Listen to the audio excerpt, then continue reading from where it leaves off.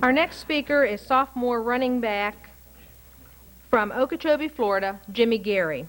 The press guide describes him as having the body and speed to be exceptional and a hard worker with a positive attitude. During his senior season in high school, he rushed for 963 yards and 11 touchdowns. Also a basketball and track letterman, he was named Most Valuable Player to Parade All-America, First Team Class AAA All-State, Max Emfinger, and Super Prep All-America. The topic of his speech is Students First.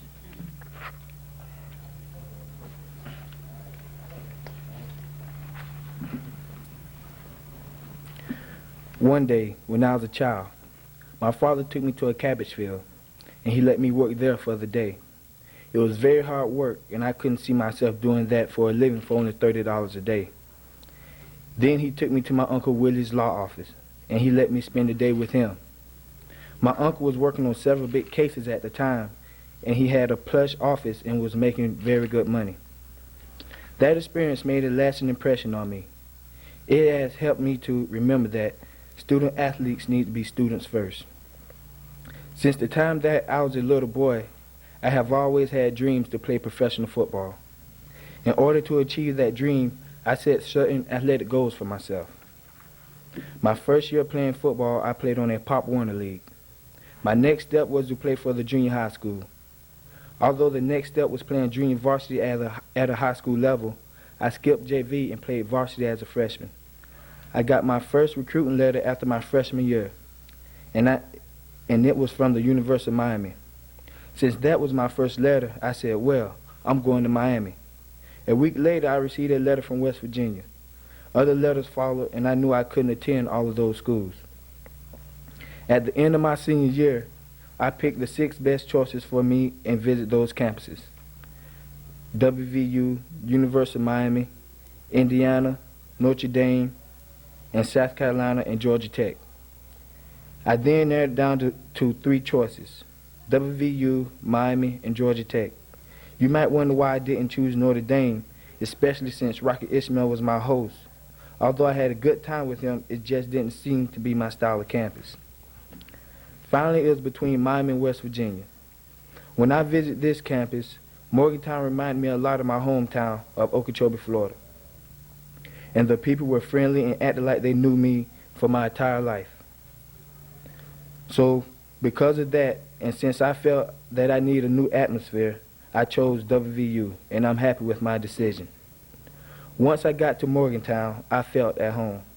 A lot of people knew me because of publicity.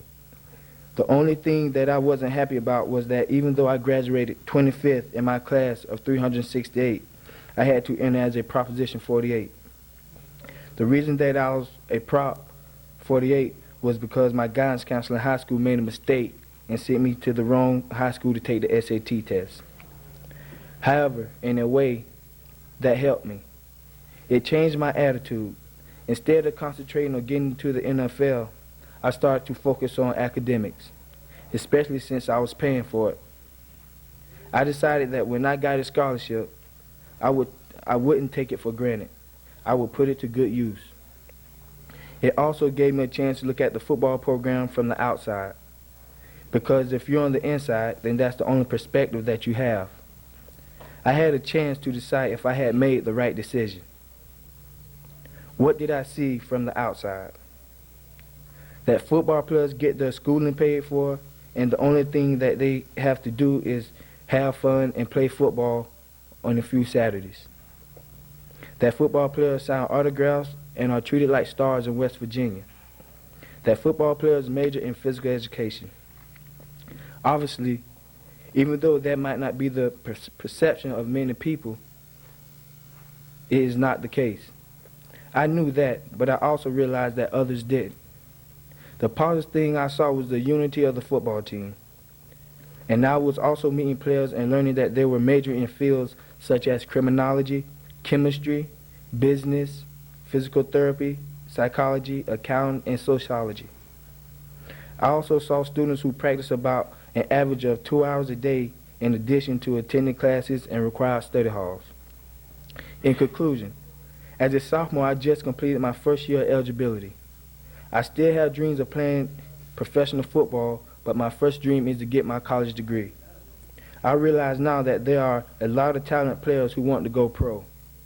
I also realize that they all can't make it. I want my education to fall back on.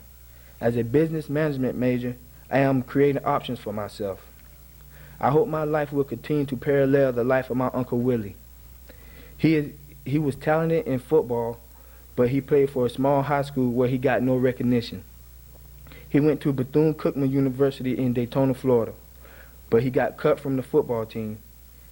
At the time, he probably thought that was the worst thing that could ever happen to him.